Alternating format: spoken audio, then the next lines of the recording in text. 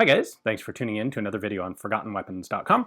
I'm Ian McCollum, and today we're going to take just a minute to look at a question that has come up quite a bunch, something that I think really ought to be addressed and isn't being addressed, and that is, what are these little stick doodads on the front of old rifles? And sometimes there's like extraneous broken sling swivels on the front of old rifles. What's the deal? Well, these are, the rods in particular, are called stacking rods, and they are there so that you can hold three rifles up in sort of a little teepee or tripod arrangement so that they don't lie down in the dirt. And this is a practice that was generally done when armies were encamped. Maybe not sort of the thing that happens very much anymore. You don't really see this being done today. It kind of phased out sort of with the end of the bolt-action rifle, but not entirely. The US military has drill for doing this with the M14, for example, and the M16. But today I think it's mostly a parade ground sort of thing.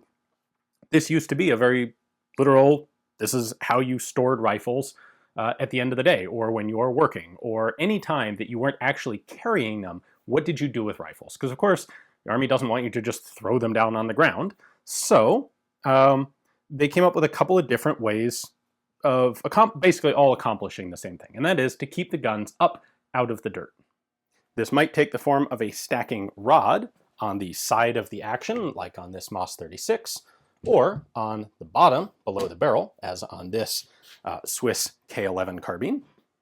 It might actually be a job performed by the cleaning rod, as on this Mosin Nagant carbine, and many other guns. The cleaning rod was a very typical, common, and easy way to do this. It might be done by what appears to be a deformed sling swivel with an opening in it, like on this early Lee Enfield, or notably on the American Springfields and Enfields and M1 Garands. Or it might be something that was done by the bayonet.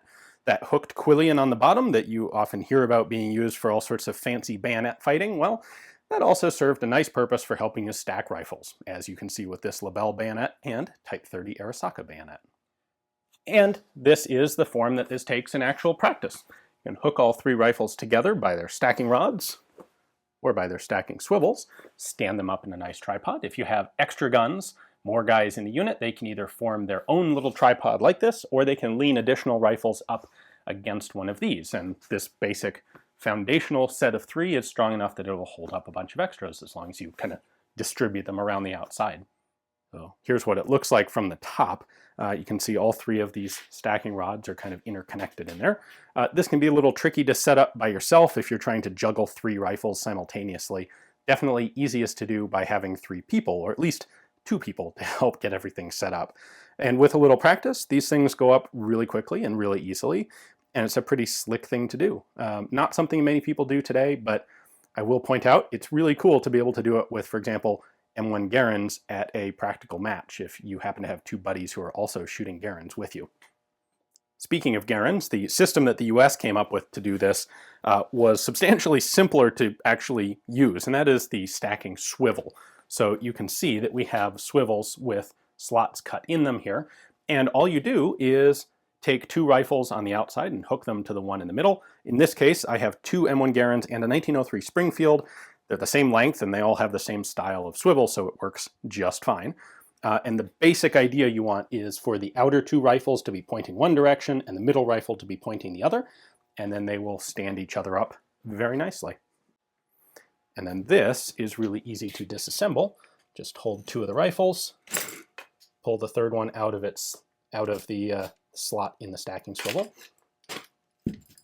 and you're good to go. Thank you for watching another Forgotten Weapons short. Hopefully you guys enjoyed the video and learned something, even if that something is that you need to go buy two more of your favorite rifle so that you can build a proper tripod with them. Thanks for watching.